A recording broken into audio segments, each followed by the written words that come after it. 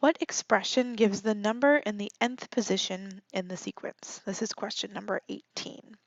So here I have the position of my terms, and then I have the value of each term. So in position 1, the value is 0, position 2, the value is 3, so on and so forth. So I want to know the actual expression that's going to tell me any term or the nth term in the sequence. So some helpful hints, all this means is that we just need to write the explicit formula. This happens to be an example of an arithmetic sequence because if you look at the difference every time I'm moving from term to term, you might be able to identify that we're just adding 3 every time.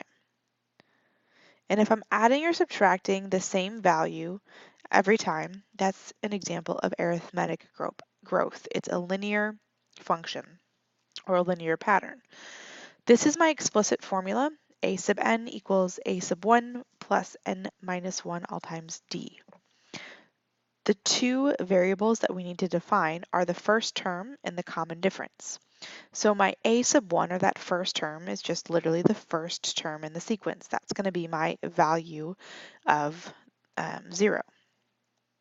My d value, that's the common difference, and we can find that by subtracting our second term from our first term.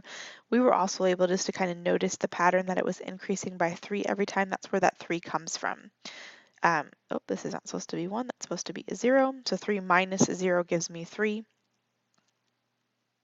And then I just plug those values into this explicit formula. So I'm going to plug in the a sub 1, I'm going to plug in the d for the common difference. So it's going to look like this. A sub n equals 0 plus n minus 1 all times 3. And then I'm just going to distribute that 3 through to simplify.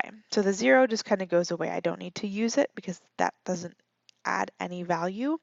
And 3 times n is 3n, and 3 times negative 1 is negative 3. So this is my expression for this sequence.